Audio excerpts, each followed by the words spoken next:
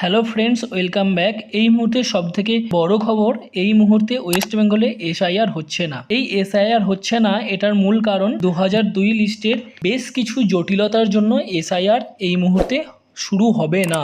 CEO of ECR recently একটি press কনফারেন্সে এটাই জানিয়েছে যে 2002 সালের ভোটার লিস্টে বেশ কিছু জটিলতা ধরা পড়েছে এবং এই জটিলতাগুলি যতদিন না সংশোধন করা যাচ্ছে ততদিন এই এসআইআর আমাদের ওয়েস্ট বেঙ্গলে চালু করা অসম্ভব। তো চলুন বন্ধুরা, চিফ ইলেকশন কমিশন প্রেস কনফারেন্সে ঠিক কী বলেছে সেটা আপনাদেরকে অথেন্টিক সোর্স থেকে দেখিয়ে দিচ্ছি। West Bengal SIR plans may be delayed as complaints vex 2002 voter list. 2002 voter লিস্টে যে সমস্ত কমপ্লেন্টস আসছে সেগুলোর জন্য ওয়েস্ট বেঙ্গলে এসআইআর প্ল্যান ডিলে হতে পারে, অর্থাৎ যে ডেট থেকে এসআইআর চালু হওয়ার বা শুরু হওয়ার কথা ছিল সেই ডেট পিছিয়ে যেতে পারে। দেন তারপরে কি বলছে, 2002 সালের বিশেষ নিবিড় সংশোধন অর্থাৎ এসআইআর এর অনুশীলনের জন্য পশ্চিমবঙ্গের প্রকাশিত ভোটার তালিকা নিয়ে অভিযোগের মুখে এখন নির্বাচন কমিশন নতুন একটি ভোটার তালিকা জারি করতে পারে। সূত্র বলছে যে পশ্চিমবঙ্গের মুখ্য নির্বাচন কর্মকর্তা অর্থাৎ সিইও নির্বাচন কমিশনের অর্থাৎ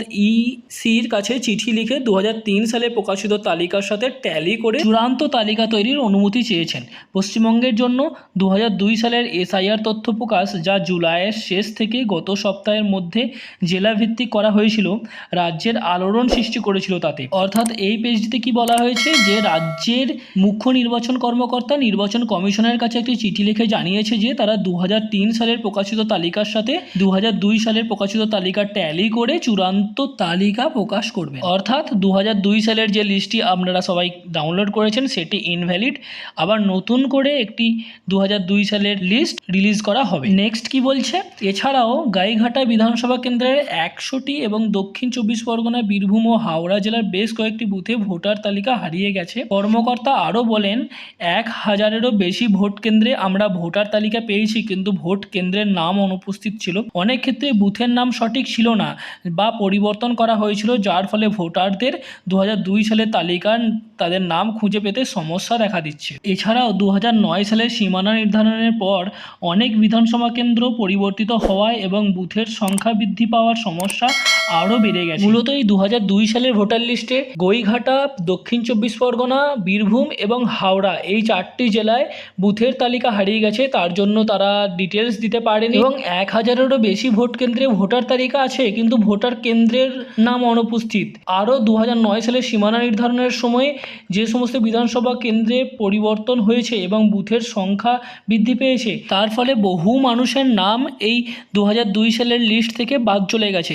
তার জন্য ইলেকশন কমিশন একাধিক রিটেন কমপ্লেন্ট রিসিভ করেছে। নেক্সট, ওই কর্মকর্তা আরও বলেন, পরিস্থিতির পরিপ্রেক্ষিতে আমরা 2002 সালের এসআইআর ভিত্তিতে প্রস্তুত 2003 সালের ভোটার তালিকা প্রকাশের জন্য নির্বাচন কমিশনের কাছে পারমিশন চেয়েছি।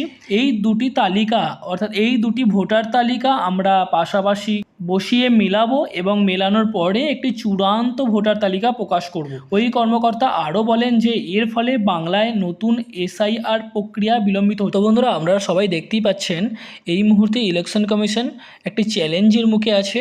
সেই জন্য আমরা যেটা ভেবেছিলাম যে আগস্টের শেষ থেকে এই এসআইআর প্রক্রিয়ার কাজ আমাদের রাজ্যে শুরু হবে, সেটা আসলে এখন ইলেকশন কমিশন শুরু করতে পারছেন না। তো বন্ধুরা, আজকের মতন আমার ভিডিওটি আমি এখানেই শেষ করলাম। ভিডিওটি যদি ইনফরমেটিভ মনে হয় এবং আপনি যদি আমার চ্যানেলে নতুন হয়ে থাকেন তাহলে অবশ্যই চ্যানেলটিকে সাবস্ক্রাইব করবেন এবং পাশে থাকা বেল আইকনটিকে প্রেস করে দেবেন।